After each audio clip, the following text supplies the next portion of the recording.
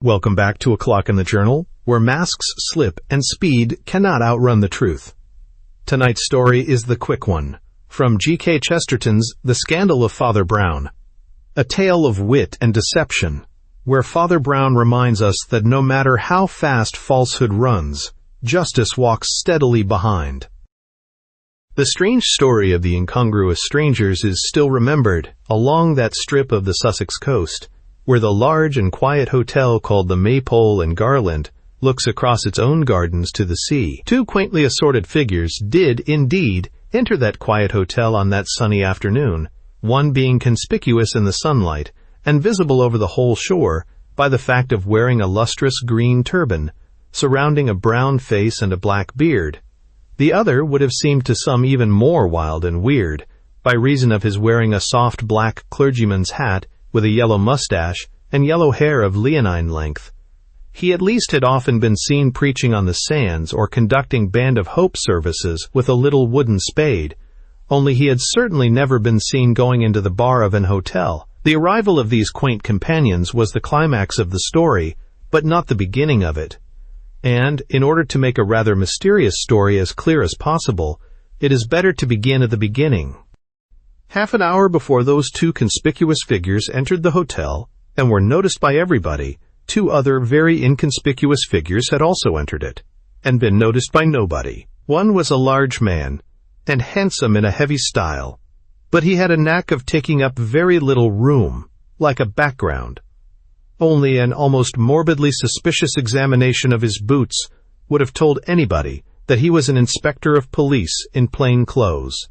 In very plain clothes. The other was a drab and insignificant little man, also in plain clothes, only that they happened to be clerical clothes. But nobody had ever seen him preaching on the sands. These travelers also found themselves in a sort of large smoking room with a bar, for a reason which determined all the events of that tragic afternoon. The truth is that the respectable hotel called the Maypole and Garland was being done up. Those who had liked it in the past were moved to say that it was being done down, or possibly done in. This was the opinion of the local grumbler, Mr. Ragley, the eccentric old gentleman who drank cherry brandy in a corner and cursed. Anyhow, it was being carefully stripped of all the stray indications that it had once been an English inn, and being busily turned, yard by yard and room by room, into something resembling the sham palace of a Levantine usurer in an American film. It was, in short, being decorated. But the only part where the decoration was complete, and where customers could yet be made comfortable, was this large room leading out of the hall. It had once been honorably known as a bar parlor, and was now mysteriously known as a saloon lounge, and was newly decorated in the manner of an Asiatic divan. For oriental ornament pervaded the new scheme, and where there had once been a gun hung on hooks and sporting prints and a stuffed fish in a glass case, there were now festoons of Eastern drapery and trophies of scimitars, tulwards, and yataghans, as if in unconscious preparation for the coming of the gentleman with the turban. The practical point was, however, that the few guests who did arrive had to be shepherded into this lounge, now swept and garnished, because all the more regular and refined parts of the hotel were still in a state of transition. Perhaps that was also the reason why even those few guests were somewhat neglected, the manager and others being occupied with explanations or exhortations elsewhere. Anyhow, the first two travelers who arrived had to kick their heels for some time unattended. The bar was at the moment entirely empty, and the inspector rang and rapped impatiently on the counter. But the little clergyman had already dropped into a lounge seat and seemed in no hurry for anything. Indeed, his friend the policeman, turning his head, saw that the round face of the little cleric had gone quite blank, as it had a way of doing sometimes. He seemed to be staring through his moon-like spectacles at the newly decorated wall. "I may as well offer you a penny for your thoughts," said Inspector Greenwood, turning from the counter with a sigh, "as nobody seems to want my pennies for anything else. This seems to be the only room in the house that isn't full of ladders and whitewash, and this is so empty that there isn't even a pot-boy to give me a pot of beer." "Oh, my thoughts are not worth a penny, let alone a pot of beer," answered the cleric, wiping his spectacles. "I don't know why, but I was thinking how easy it would be to commit a murder here." "It's all very well for you, Father Brown," said the inspector good-humoredly. "You've had a lot more murders than your fair share, and we poor policemen sit starving all our lives, even for a little one. But why should you say, 'Oh, I see. You're looking at all those Turkish daggers on the wall.' There are plenty of things to commit a murder with, if that's what you mean, but not more than there are in any ordinary kitchen, carving knives or pokers or whatnot. That isn't where the snag of a murder comes in." Father Brown seemed to recall his rambling thoughts in some bewilderment, and said that he supposed so. "Murder is always easy," said Inspector Greenwood. "There can't possibly be anything more easy than murder. I could murder you at this minute, more easily than I can get a drink in this damned bar. The only difficulty is committing a murder without committing oneself as a murderer. It's this shyness about owning up to a murder, it's this silly modesty of murderers about their own masterpieces that makes the trouble. They will stick to this extraordinary fixed idea of killing people without being found out, and that's what restrains them, even in a room full of daggers. Otherwise, every cutler's shop would be piled with corpses. And that, by the way, explains the one kind of murder that really can't be prevented. Which is why, of course, we poor bobbies are always blamed for not preventing it. When a madman murders a king or a president, it can't be prevented. You can't make a king live in a coal cellar or carry about a president in a steel box. Anybody can murder him who does not mind being a murderer. That is where the madman is like the martyr, sort of beyond this world. A real fanatic can always kill anybody he likes. Before the priest could reply, a joyous band of bagmen rolled into the room like a shoal of porpoises, and the magnificent bellow of a big beaming man with an equally big and beaming tie-pin brought the eager and obsequious manager running like a dog to the whistle, with a rapidity which the police in plain clothes had failed to inspire. "I'm sure I'm very sorry, Mr. Jukes," said the manager, who wore a rather agitated smile and a wave or curl of very varnished hair across his forehead. "We're rather understaffed at present, and I had to attend to something in the hotel, Mr. Jukes." Mr. Jukes was magnanimous, but in a noisy way, and ordered drinks all round, conceding one even to the almost cringing manager. Mr. Jukes was a traveler for a very famous and fashionable wine and spirits firm, and may have conceived himself as lawfully the leader in such a place. Anyhow, he began a boisterous monologue, rather tending to tell the manager how to manage his hotel, and the others seemed to accept him as an authority. The policeman and the priest had retired to a low bench and small table in the background from which they watched events, up to that rather remarkable moment when the policeman had very decisively to intervene. For the next thing that happened, as already narrated, was the astonishing apparition of a brown Asiatic in a green turban, accompanied by the, if possible, more astonishing apparition of a nonconformist minister, omens such as appear before a doom. In this case, there was no doubt about evidence for the portent. A taciturn but observant boy cleaning the steps for the last hour, being a leisurely worker. The dark, fat, bulky bar attendant, even the diplomatic but distracted manager, all bore witness to the miracle. The apparitions, as the skeptics say, were due to perfectly natural causes.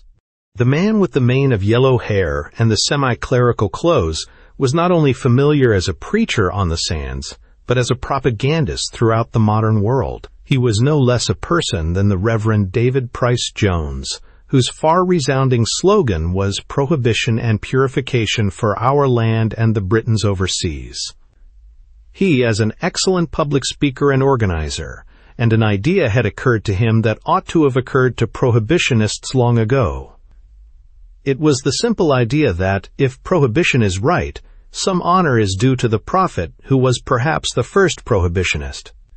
He had corresponded with the leaders of Mohammedan religious thought, and had finally induced a distinguished Muslim, one of whose names was Akbar, and the rest an untranslatable ululation of Allah with attributes, to come and lecture in England on the ancient Muslim veto on wine. Neither of them certainly had been in a public house bar before, but they had come there by the process already described, driven from the genteel tea-rooms, shepherded into the newly decorated saloon. Probably all would have been well if the great prohibitionist, in his innocence, had not advanced to the counter and asked for a glass of milk. The commercial travelers, though a kindly race, emitted involuntary noises of pain. A murmur of suppressed jests was heard, as "shun the bowl" or "better bring out the cow." But the magnificent Mr. Jukes, feeling it due to his wealth and tie-pin to produce more refined humor, fanned himself as one about to faint, and said pathetically, "They know they can knock me down with a feather. They know a breath will blow me away. They know my doctor says I'm not to have these shocks. And they come and drink cold milk in cold blood before my very eyes." The Reverend David Price Jones, accustomed to deal with hecklers at public meetings, was so unwise as to venture on remonstrance and recrimination in this very different and much more popular atmosphere. The Oriental total abstainer abstained from speech as well as spirits, and certainly gained in dignity by doing so. In fact, so far as he was concerned, the Moslem culture certainly scored a silent victory. He was obviously so much more of a gentleman than the commercial gentleman that a faint irritation began to arise against his aristocratic aloofness. And when Mr. Price Jones began to refer in argument to something of the kind, the tension became very acute indeed. "I ask you, friends," said Mr. Price Jones, with expansive platform gestures, "why does our friend here set an example to us Christians in truly Christian self-control and brotherhood? Why does he stand here as a model of true Christianity, of real refinement, of genuine gentlemanly behavior, amid all the quarrels and riots of such places as these? Because, whatever the doctrinal differences between us, at least in his soil the evil plant, the accursed hop or vine, has never, at this crucial moment of the controversy, it was that John Ragley, the stormy petrel of 100 storms of controversy, red-faced, white-haired, his antiquated top hat on the back of his head, his stick swinging like a club, entered the house like an invading army. John Ragley was generally regarded as a crank. He was the sort of man who writes letters to the newspaper, which generally do not appear in the newspaper, but which do appear afterwards as pamphlets, printed, or misprinted, at his own expense, and circulated to 100 wastepaper baskets. He had quarreled alike with the Tory squires and the radical county councils. He hated Jews, and he distrusted nearly everything that is sold in shops or even in hotels. But there was a backing of facts behind his fads. He knew the county in every corner and curious detail, and he was a sharp observer. Even the manager, a Mr. Wills, had a shadowy respect for Mr. Ragley, having a nose for the sort of lunacy allowed in the gentry. Not indeed the prostrate reverence which he had for the jovial magnificence of Mr. Jukes, who was really good for trade, but at least a disposition to avoid quarreling with the old grumbler, partly perhaps out of fear of the old grumbler's tongue. "And you will have your usual, sir," said Mr. Wills, leaning and leering across the counter. "It's the only decent stuff you've still got," snorted Mr. Ragley, slapping down his queer and antiquated hat. "Damn it, I sometimes think the only English thing left in England is cherry brandy. Cherry brandy does taste of cherries. Can you find me any beer that tastes of hops, or any cider that tastes of apples, or any wine that has the remotest indication of being made out of grapes? There's an infernal swindle going on now in every inn in the country that would have raised a revolution in any other country. I've found out a thing or two about it, I can tell you. You wait till I can get it printed, and people will sit up. If I could stop our people being poisoned with all this bad drink—" Here again the Reverend David Price Jones showed a certain failure in tact, though it was a virtue he almost worshipped.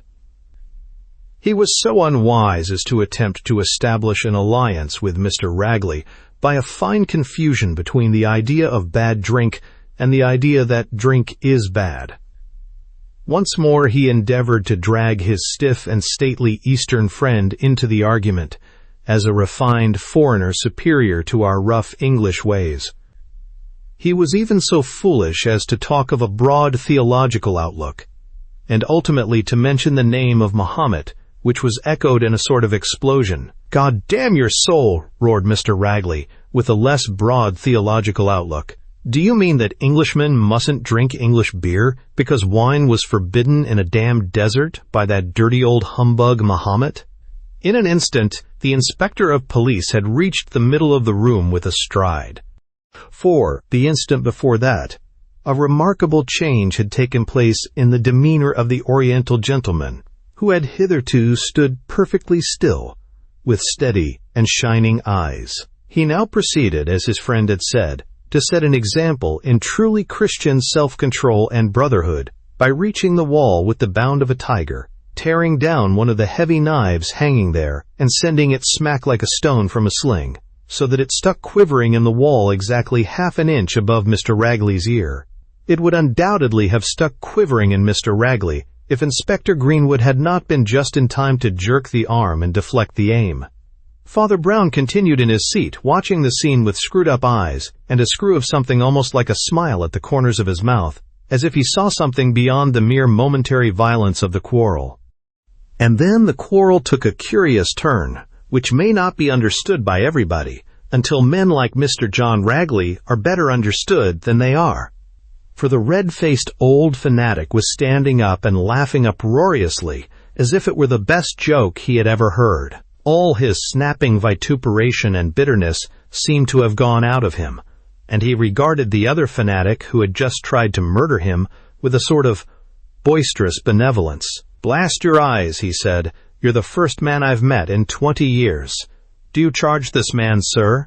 said the inspector, looking doubtful. "Charge him, of course not," said Ragley. "I'd stand him a drink if he were allowed any drinks.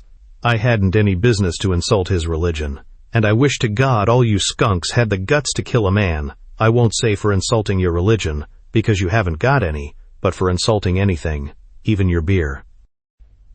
"Now he's called us all skunks," said Father Brown to Greenwood. Peace and harmony seemed to be restored. "I wish that teetotal lecturer could get himself impaled on his friend's knife. It was he who made all the mischief." As he spoke, the odd groups in the room were already beginning to break up. It had been found possible to clear the commercial room for the commercial travelers, and they adjourned to it, the potboy carrying a new round of drinks after them on a tray. Father Brown stood for a moment gazing at the glasses left on the counter, recognizing at once the ill-omened glass of milk and another which smelt of whiskey, and then turned just in time to see the parting between those two quaint figures, fanatics of the East and West. Ragley was still ferociously genial. There was still something a little darkling and sinister about the Moslem, which was perhaps natural. But he bowed himself out with grave gestures of dignified reconciliation, and there was every indication that the trouble was really over. Some importance, however, continued attached, in the mind of Father Brown at least, to the memory and interpretation of those last courteous salutes between the combatants. Because, curiously enough, when Father Brown came down very early next morning to perform his religious duties in the neighborhood, he found the long saloon bar, with its fantastic Asiatic decoration, filled with a dead white light of daybreak in which every detail was distinct.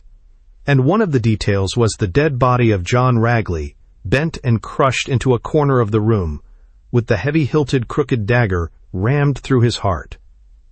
Father Brown went very softly upstairs again and summoned his friend the inspector, and the two stood beside the corpse in a house in which no one else was as yet stirring.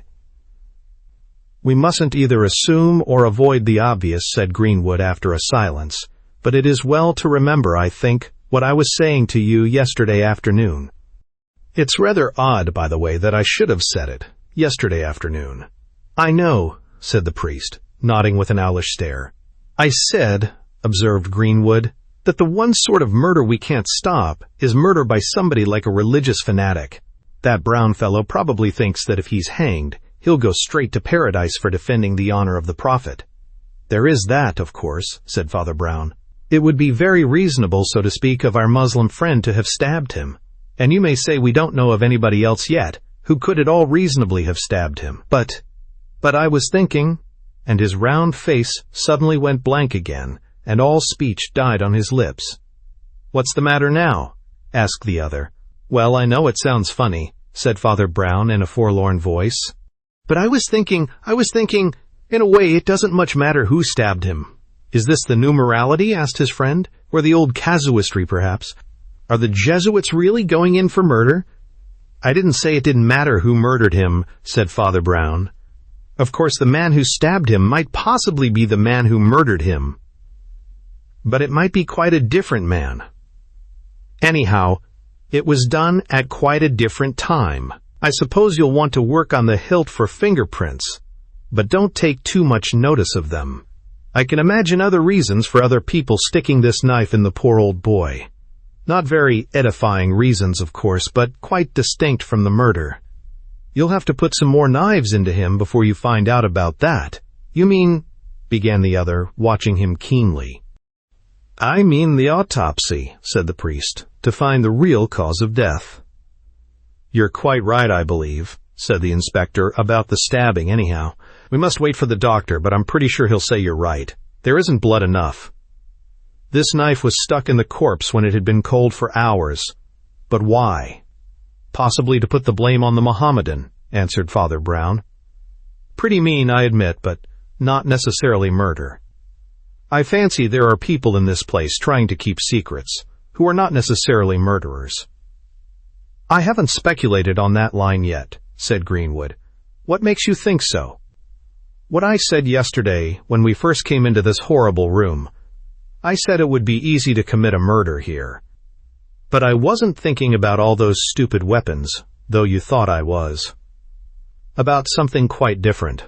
For the next few hours the inspector and his friend conducted a close and thorough investigation into the goings and comings of everybody for the last 24 hours, the way the drinks had been distributed, the glasses that were washed or unwashed, and every detail about every individual involved, or apparently not involved. One might have supposed they thought that 30 people had been poisoned, as well as one. It seemed certain that nobody had entered the building except by the big entrance that adjoined the bar.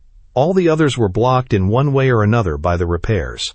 A boy had been cleaning the steps outside this entrance, but he had nothing very clear to report. Until the amazing entry of the Turk in the turban, with his teetotal lecturer, there did not seem to have been much custom of any kind, except for the commercial travelers who came in to take what they called quick ones.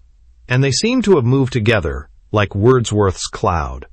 There was a slight difference of opinion between the boy outside and the men inside, about whether one of them had not been abnormally quick in obtaining a quick one, and come out on the doorstep by himself.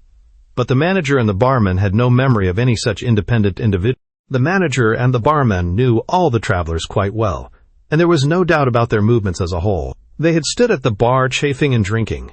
They had been involved, through their lordly leader, Mr. Jukes, in a not very serious altercation with Mr. Price Jones, and they had witnessed the sudden and very serious altercation between Mr. Akbar and Mr. Ragley.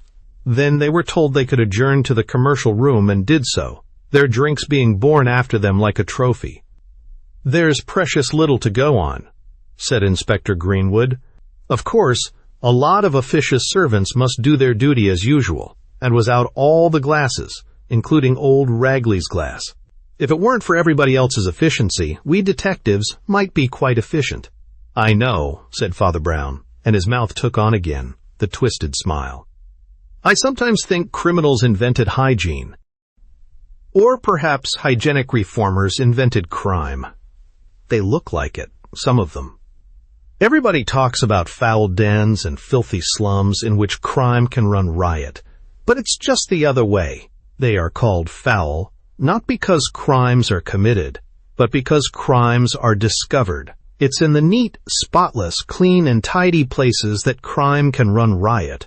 No mud to make footprints, no dregs to contain poison, kind servants washing out all traces of the murder, and the murderer killing and cremating 6 wives and all, for want of a little Christian dirt.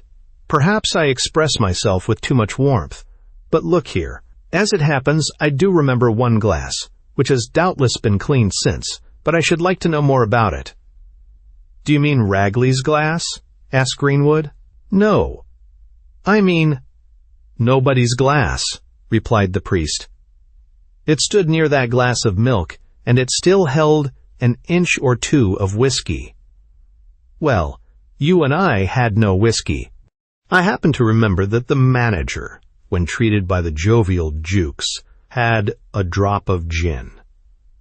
I hope you don't suggest that our Muslim was a whiskey drinker disguised in a green turban, or that the Reverend David Price Jones managed to drink whiskey and milk together without noticing it. Most of the commercial travelers took whiskey, said the inspector. They generally do. Yes, and they generally see they get it too, answered Father Brown. In this case, they had it all carefully carted after them to their own room. But this glass was left behind. An accident, I suppose, said Greenwood doubtfully. The man could easily get another in the commercial room afterwards. Father Brown shook his head. You've got to see people as they are. Now these sort of men, well, some call them vulgar and some common, but that's all likes and dislikes. I'd be content to say that they are mostly simple men. Lots of them very good men, very glad to go back to the missus and the kids. Some of them might be blackguards, might have had several misuses or even murdered several misuses, but most of them are simple men, and mark you, just the least tiny bit drunk. Not much. There's many a Duke or Don at Oxford drunker. But when that sort of man is at that stage of conviviality, he simply can't help noticing things, and noticing them very loud. Don't you observe that the least little incident jerks them into speech? If the beer froths over, they froth over with it, and have to say, "Whoa, Emma," or "Doing me proud, aren't you?" Now I should say it's flatly impossible for 5 of these festive beings to sit round a table in the commercial room and have only 4 glasses set before them, the 5th man being left out, without making a shout about it. Probably they would make a shout about it. Certainly he would make a shout about it. He wouldn't wait, like an Englishman of another class, till he could get a drink quietly later. The air would resound with things like, "And what about little me?" Or, "Here, George, have I joined the band of hope?" Or, "Do you see any green in my turban, George?" But the barman heard no such complaints. I take it as certain that the glass of whiskey left behind had been nearly emptied by somebody else, somebody we haven't thought about yet. "But can you think of any such person?" asked the other. "It's because the manager and the barman won't hear of any such person that you dismiss the one really independent piece of evidence, the evidence of that boy outside cleaning the steps. He says that a man, who may have been a bagman, but who did not in fact stick to the other bagmen, went in and came out again almost immediately. The manager and the barman never saw him, or say they never saw him, but he got a glass of whiskey from the bar somehow. Let us call him, for the sake of argument, the quick one. Now you know I don't often interfere with your business, which I know you do better than I should do it, or should want to do it. I've never had anything to do with setting police machinery at work, or running down criminals, or anything like that. But, for the first time in my life, I want to do it now. I want you to find the quick one, to follow the quick one to the ends of the earth, to set the whole infernal official machinery at work like a dragnet across the nations, and jolly well recapture the quick one. Because he is the man we want." Greenwood made a despairing gesture. "Has he face or form or any visible quality except quickness?" he inquired. "He was wearing a sort of Inverness cape," said Father Brown, "and he told the boy outside he must reach Edinburgh by next morning. That's all the boy outside remembers. But I know your organization has got on to people with less clue than that." "You seem very keen on this," said the inspector, a little puzzled. The priest looked puzzled also, as if at his own thoughts. He sat with knotted brow and then said abruptly, "You see, it's so easy to be misunderstood. All men matter. You matter. I matter. It's the hardest thing in theology to believe." The inspector stared at him without comprehension, but he proceeded, "We matter to God. God only knows why. But that's the only possible justification of the existence of policemen." The policeman did not seem enlightened as to his own cosmic justification. "Don't you see, the law really is right in a way, after all. If all men matter, all murders matter. That which he has so mysteriously created, We must not suffer to be mysteriously destroyed. But, he said the last word sharply, like one taking a new step in decision. But, once I step off that mystical level of equality, I don't see that most of your important murders are particularly important. You are always telling me that this case and that is important. As a plain, practical man of the world, I must realize that it is the Prime Minister who has been murdered. As a plain, practical man of the world, I don't think that the Prime Minister matters at all. As a mere matter of human importance, I should say he hardly exists at all. Do you suppose if he and the other public men were shot dead tomorrow, there wouldn't be other people to stand up and say that every avenue was being explored, or that the government had the matter under the gravest consideration? The masters of the modern world don't matter. Even the real masters don't matter much. Hardly anybody you ever read about in a newspaper matters at all. He stood up, giving the table a small rap, one of his rare gestures, and his voice changed again. But Ragley did matter. He was one of a great line of some half a dozen men who might have saved England. They stand up stark and dark like disregarded signposts, down all that smooth descending road which has ended in this swamp of merely commercial collapse.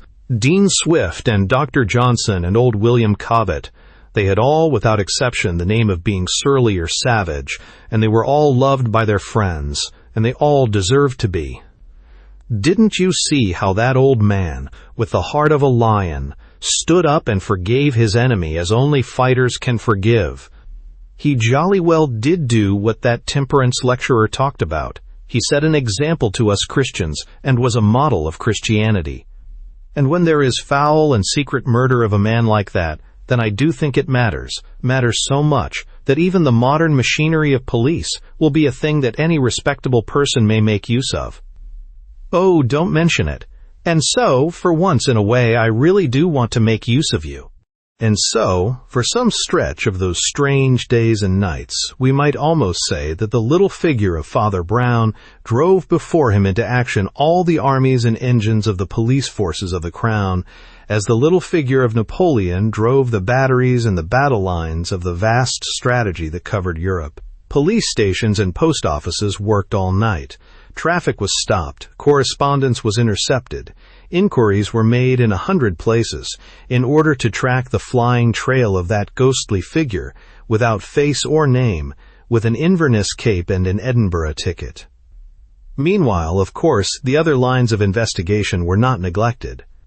The full report of the post-mortem had not yet come in, but everybody seemed certain that it was a case of poisoning. This naturally threw the primary suspicion upon the cherry brandy, and this again naturally threw the primary suspicion on the hotel. Most probably on the manager of the hotel, said Greenwood gruffly.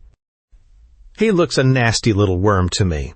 Of course, it might be something to do with some servant, like the barman. He seems rather a sulky specimen, and Ragley might have cursed him a bit, having a flaming temper, though he was generally generous enough afterwards. But, after all, as I say, the primary responsibility, and therefore the primary suspicion, rests on the manager. Oh, I knew the primary suspicion would rest on the manager, said Father Brown. That was why I didn't suspect him. You see, I rather fancied somebody else must have known that the primary suspicion would rest on the manager, or the servants of the hotel. That is why I said it would be easy to kill anybody in the hotel.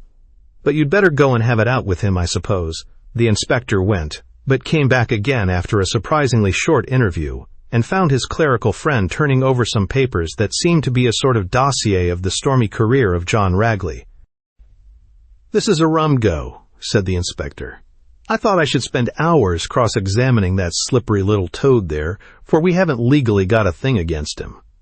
And instead of that, he went to pieces all at once, and I really think he's told me all he knows in sheer funk." "I know," said Father Brown. "That's the way he went to pieces when he found Ragley's corpse apparently poisoned in his hotel. That's why he lost his head enough to do such a clumsy thing as decorate the corpse with a Turkish knife, to put the blame on the nigger, as he would say. There never is anything the matter with him but funk. He's the very last man that ever would really stick a knife into a live person. I bet he had to nerve himself to stick it into a dead one, but he's the very first person to be frightened of being charged, with what he didn't do, and to make a fool of himself as he did. "I suppose I must see the barman too," observed Greenwood. "I suppose so," answered the other.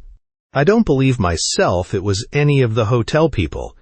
Well, because it was made to look as if it must be the hotel people. But look here, have you seen any of this stuff they've got together about Ragley? He had a jolly interesting life. I wonder whether anyone will write his biography." "I took a note of everything likely to affect an affair like this," answered the official. "He was a widower, but he did once have a row with a man about his wife, a Scotch land agent then in these parts, and Ragley seems to have been pretty violent. They say he hated Scotchmen. Perhaps that's the reason. Oh, I know what you are smiling grimly about. A Scotchman. Perhaps an Edinburgh man." "Perhaps," said Father Brown. "It's quite likely, though, that he did dislike Scotchmen, apart from private reasons. It's an odd thing, but all that tribe of Tory radicals, or whatever you call them, who resisted the Whig mercantile movement, all of them did dislike Scotchmen. Cobbett did. Dr. Johnson did. Swift described their accent in one of his deadliest passages. Even Shakespeare has been accused of the prejudice. But the prejudices of great men generally have something to do with principles. And there was a reason, I fancy. The Scot came from a poor agricultural land that became a rich industrial land. He was able and active. He thought he was bringing industrial civilization from the north. He simply didn't know that there had been for centuries a rural civilization in the south. His own grandfather's land was highly rural but not civilized. Well, I suppose we can only wait for more news." "I hardly think you'll get the latest news out of Shakespeare and Dr. Johnson," grinned the police officer. "What Shakespeare thought of Scotchmen isn't exactly evidence." Father Brown cocked an eyebrow, as if a new thought had surprised him. "Why, now I come to think of it," he said, "there might be better evidence, even out of Shakespeare. He doesn't often mention Scotchmen, but he was rather fond of making fun of Welshmen." The inspector was searching his friend's face, for he fancied he recognized an alertness behind its demure expression. "By Jove," he said, "nobody thought of turning the suspicions that way anyhow." "Well," said Father Brown, with broad-minded calm, "you started by talking about fanatics, and how a fanatic could do anything. Well, I suppose we had the honor of entertaining in this bar parlor yesterday about the biggest and loudest and most fat-headed fanatic in the modern world. If being a pig-headed idiot with one idea is the way to murder, I put in a claim for my Reverend Brother Price Jones, the Prohibitionist, in preference to all the fakirs in Asia, and it's perfectly true, as I told you, that his horrible glass of milk was standing side by side on the counter with the mysterious glass of whiskey, which you think was mixed up with the murder," said Greenwood, staring. "Look here, I don't know whether you're really serious or not." Even as he was looking steadily in his friend's face, finding something still inscrutable in its expression, the telephone rang stridently behind the bar. Lifting the flap in the counter, Inspector Greenwood passed rapidly inside, unhooked the receiver, listened for an instant, and then uttered a shout, not addressed to his interlocutor, but to the universe in general. Then he listened still more attentively and said explosively at intervals, "Yes, yes, come round at once. Bring him round if possible. Good piece of work. Congratulate you." Then Inspector Greenwood came back into the outer lounge, like a man who has renewed his youth, sat down squarely on his seat, with his hands planted on his knees, stared at his friend, and said, "Father Brown, I don't know how you do it. You seem to have known he was a murderer before anybody else knew he was a man. He was nobody. He was nothing. He was a slight confusion in the evidence. Nobody in the hotel saw him. The boy on the steps could hardly swear to him. He was just a fine shade of doubt founded on an extra dirty glass. But we've got him, and he's the man we want." Father Brown had risen with a sense of the crisis, mechanically clutching the papers destined to be so valuable to the biographer of Mr. Ragley, and stood staring at his friend. Perhaps this gesture jerked his friend's mind to fresh confirmations. "Yes, we've got the quick one." And very quick he was, like Quicksilver, in making his getaway. "We only just stopped him, off on a fishing trip to Orkney," he said. "But he's the man, all right. He's the Scotch land agent who made love to Ragley's wife. He's the man who drank Scotch whiskey in this bar and then took a train to Edinburgh. And nobody would have known it but for you." "Well, what I meant," began Father Brown in a rather dazed tone, and at that instant there was a rattle and rumble of heavy vehicles outside the hotel, and 2 or 3 other and subordinate policemen blocked the bar with their presence. One of them, invited by his superior to sit down, did so in an expansive manner, like one at once happy and fatigued, and he also regarded Father Brown with admiring eyes. "Got the murderer?" "Sir, oh yes," he said. "I know he's a murderer, 'cause he bally nearly murdered me. I've captured some tough characters before now, but never one like this. Hit me in the stomach like the kick of a horse, and nearly got away from 5 men. "Oh, you've got a real killer this time. Inspector, where is he?" asked Father Brown, staring. "Outside, in the van, in handcuffs," replied the policeman. "And, if you're wise, you'll leave him there, for the present." Father Brown sank into a chair in a sort of soft collapse, and the papers he had been nervously clutching were shed around him, shooting and sliding about the floor like sheets of breaking snow. Not only his face, but his whole body conveyed the impression of a punctured balloon. "Oh, oh," he repeated as if any further oath would be inadequate. "Oh, I've done it again." "If you mean you've caught the criminal again," began Greenwood. But his friend stopped him with a feeble explosion, like that of expiring soda water. "I mean," said Father Brown, "that it's always happening. And really I don't know why. I always try to say what I mean, but everybody else means such a lot by what I say." "What in the world is the matter now?" cried Greenwood, suddenly exasperated. "Well, I say things," said Father Brown in a weak voice, which could alone convey the weakness of the words. "I say things, but everybody seems to know they mean more than they say. Once I saw a broken mirror and said, 'Something has happened,' and they all answered, 'Yes, yes, as you truly say, 2 men wrestled and 1 ran into the garden,' and so on. I don't understand it. Something happened, and 2 men wrestled. Don't seem to me at all the same. But I dare say I read old books of logic. Well, it's like that here. You seem to be all certain this man is a murderer. But I never said he was a murderer. I said he was the man we wanted. He is. I want him very much. I want him frightfully. I want him as the one thing we haven't got in the whole of this horrible case, a witness." They all stared at him, but in a frowning fashion, like men trying to follow a sharp new turn of the argument, and it was he who resumed the argument. "From the first minute I entered that big empty bar or saloon, I knew what was the matter with all this business was emptiness, solitude, too many chances for anybody to be alone. In a word, the absence of witnesses. All we knew was that when we came in, the manager and the barman were not in the bar. But when were they in the bar? What chance was there of making any sort of timetable of when anybody was anywhere? The whole thing was blank for want of witnesses. I rather fancied the barman or somebody was in the bar just before we came, and that's how the Scotchman got his Scotch whiskey. He certainly didn't get it after we came. But we can't begin to inquire whether anybody in the hotel poisoned poor Ragley's cherry brandy till we really know who was in the bar and when. Now I want you to do me another favor, in spite of this stupid muddle, which is probably all my fault. I want you to collect all the people involved in this room. I think they're all still available, unless the Asiatic has gone back to Asia, and then take the poor Scotchman out of his handcuffs and bring him in here, and let him tell us who did serve him with whiskey, and who was in the bar, and who else was in the room, and all the rest.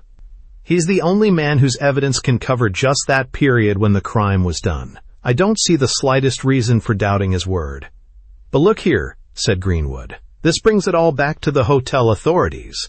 And I thought you agreed that the manager isn't the murderer. Is it the barman? Or what?" "I don't know," said the priest blankly. "I don't know for certain even about the manager. I don't know anything about the barman. I fancy the manager might be a bit of a conspirator, even if he wasn't a murderer. But I do know there's one solitary witness on earth who may have seen something, and that's why I set all your police dogs on his trail to the ends of the earth." The mysterious Scotchman, when he finally appeared before the company thus assembled, was certainly a formidable figure. Tall, with a hulking stride and a long sardonic hatchet face, with tufts of red hair, and wearing not only an Inverness cape but a Glengarry bonnet, he might well be excused for a somewhat acrid attitude, but anybody could see he was of the sort to resist arrest, even with violence. It was not surprising that he had come to blows with a fighting fellow like Ragley. It was not even surprising that the police had been convinced, by the mere details of capture, that he was a tough and a typical killer. But he claimed to be a perfectly respectable farmer in Aberdeenshire, his name being James Grant, and somehow not only Father Brown, but Inspector Greenwood, a shrewd man with a great deal of experience, was pretty soon convinced that the Scots' ferocity was the fury of innocence rather than guilt. "Now what we want from you, Mr. Grant," said the inspector gravely, dropping without further parley into tones of courtesy, "is simply your evidence on one very important fact. I am greatly grieved at the misunderstanding by which you have suffered, but I am sure you wish to serve the ends of justice. I believe you came into this bar just after it opened, at 5:30, and were served with a glass of whiskey. We are not certain what servant of the hotel, whether the barman or the manager or some subordinate, was in the bar at the time. Will you look round the room, and tell me whether the bar attendant who served you is present here?" "Aye, he's present," said Mr. Grant, grimly smiling, having swept the group with a shrewd glance. "I'd know him anywhere, and you'll agree he's big enough to be seen. Do ye have all your inn-servants as grand as yon?" The inspector's eye remained hard and steady, and his voice colorless and continuous. The face of Father Brown was a blank, but on many other faces there was a cloud. The barman was not particularly big, and not at all grand, and the manager was decidedly small. "We only want the barman identified," said the inspector calmly. "Of course we know him, but we should like you to verify it independently." "You mean—" and he stopped suddenly. "Weel, there he is, plain enough," said the Scotchman wearily, and made a gesture, and with that gesture the gigantic Jukes, the prince of commercial travelers, rose like a trumpeting elephant, and in a flash had 3 policemen fastened on him like hounds on a wild beast. "Well, all that was simple enough," said Father Brown to his friend afterwards. "As I told you the instant I entered the empty bar-room, my first thought was that, if the barman left the bar unguarded like that, there was nothing in the world to stop you or me or anybody else lifting the flap and walking in, and putting poison in any of the bottles standing waiting for customers. Of course, a practical poisoner would probably do it as Jukes did, by substituting a poisoned bottle for the ordinary bottle. That could be done in a flash. It was easy enough for him, as he traveled in bottles, to carry a flask of cherry brandy prepared, and of the same pattern. Of course, it requires one condition, but it's a fairly common condition. It would hardly do to start poisoning the beer or whiskey that scores of people drink. It would cause a massacre. But when a man is well known as drinking only one special thing like cherry brandy that isn't very widely drunk, it's just like poisoning him in his own home, only it's a jolly sight safer. For practically, the whole suspicion instantly falls on the hotel, or somebody to do with the hotel, and there's no earthly argument to show that it was done by anyone out of 100 customers that might come into the bar, even if people realize that a customer could do it. It was about as absolutely anonymous and irresponsible a murder as a man could commit. "And why exactly did the murderer commit it?" asked his friend. Father Brown rose and gravely gathered the papers which he had previously scattered in a moment of distraction. "May I recall your attention," he said smiling, "to the materials of the forthcoming life and letters of the late John Ragley? Or, for that matter, his own spoken words? He said in this very bar that he was going to expose a scandal about the management of hotels, and the scandal was the pretty common one of a corrupt agreement between hotel proprietors and a salesman who took and gave secret commissions. so that his business had a monopoly of all the drink sold in the place. It wasn't even an open slavery like an ordinary tied house. It was a swindle at the expense of everybody the manager was supposed to serve. It was a legal offense. So the ingenious Jukes, taking the first moment when the bar was empty, as it often was, stepped inside and made the exchange of bottles. Unfortunately, at that very moment, a Scotchman in an Inverness cape came in harshly demanding whiskey.